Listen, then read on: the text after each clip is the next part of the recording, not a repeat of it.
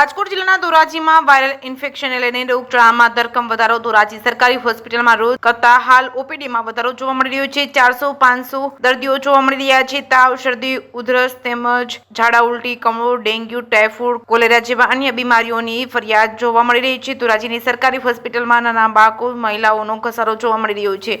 ધોરાજીની સરકારી હોસ્પિટલમાં વાયરલ ઇન્ફેક્શનની ફરિયાદમાં વધારો જોવા મળ્યો છે. જે કેસની ગુજરાતી સાથે મતીન બાપુ સૈયદ, ધોરાજી. ડૉક્ટર રાજ બેરા, મેડિકલ ઓફિસર, સરકારી હોસ્પિટલ ધોરાજી. ધોરાજી સરકારી હોસ્પિટલ ખાતે રોજબરોજ જે ઓપીડી રહે છે એ ઓપીડીની સંખ્યામાં હાલના દિવસોમાં થોડો વધારો જોવા મળી રહ્યો છે. ધોરાજી સરકારી હોસ્પિટલ ખાતે હાલ એવરેજ 400થી 500ની રોજની ઓપીડી રહે છે. ઉપરાંત 10-15 દર્દીઓ છે એ જનરલ ઓપીડી, જનરલ વોર્ડની અંદર એડમિટ છે, જેમાં તાવ, ઝાડા ઉલટી, શરદી, ઉધરસ વગેરે પ્રકારના કેસો જે વાયરસને લીધે થતા હોય એવા કેસોની સંખ્યામાં વધારો જોવા મળે છે. આ પ્રકારની બીમારીથી બચવા માટે વાસી ખોરાક ન લેવો જોઈએ, પાણી ઉકાળીને પીવું જોઈએ, દિવસનું વધારે પાણી પીવું જોઈએ. કોઈ ઘરની આજુબાજુ કોઈ જગ્યાએ પાણીનો ભરાવો થતો હોય, મચ્છરજન્ય રોગો જે થવાની સંભાવના એના દ્વારા વધારે હોય છે, તો એનો નાશ કરવો જોઈએ છે. હાલ ધોરાજી સરકારી હોસ્પિટલમાં લેબોરેટરી તથા દવા બારીએ દવાનો જથ્થો પૂરતી માત્રામાં ઉપલબ્ધ છે અને તમામ સારવાર સુવિધા ઉપલબ્ધ છે.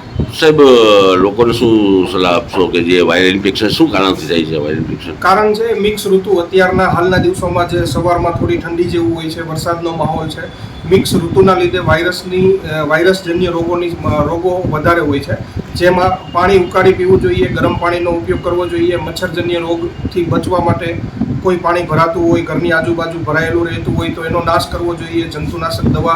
જંતુનાશક દવાવાળી મચ્છરદાનીનો ઉપયોગ કરવો જોઈએ. બસ. હું ડૉક્ટર જયેશ વેસેટિયન, એસડીએચ ધોરાજી ખાતે અધિક્ષક તરીકે ફરજ બજાવું છું. આજરોજ અમારી હોસ્પિટલની ઓપીડીની વાત કરીએ તો લગભગ 700+ છે. એમાં પાણીજન્ય રોગો, વાહકજન્ય રોગો અને શરદી, ખાંસી, ફ્લૂ ટાઈપના કહી શકાય. પાણીજન્ય રોગોમાં ખાસ આપણે જોઈએ તો ઝાડા ઉલટી છે, ટાઇફોઇડ છે, કોલેરા છે, કમળો છે, વધુ પ્રમાણમાં છે. દર્દીઓની અમારે પૂરતા પ્રમાણમાં દવાઓ ઉપલબ્ધ છે અને દર્દીઓને ખાસ તો એ સલાહ આપવાની કે ક્લોરિનેટેડ અને ઉકાળેલું પાણી પીવે. વાહકજન્ય રોગોમાં જોઈએ તો મચ્છરદાનીનો ઉપયોગ કરે, એ મેડિકેટેડ મોસ્કીટો નેટ પણ અવેલેબલ છે. અને બાળકોને ખાસ કરીને લાંબી બાયના પાયજામો છે અને લાંબી બાયના બુશર્ટ પહેરાવે.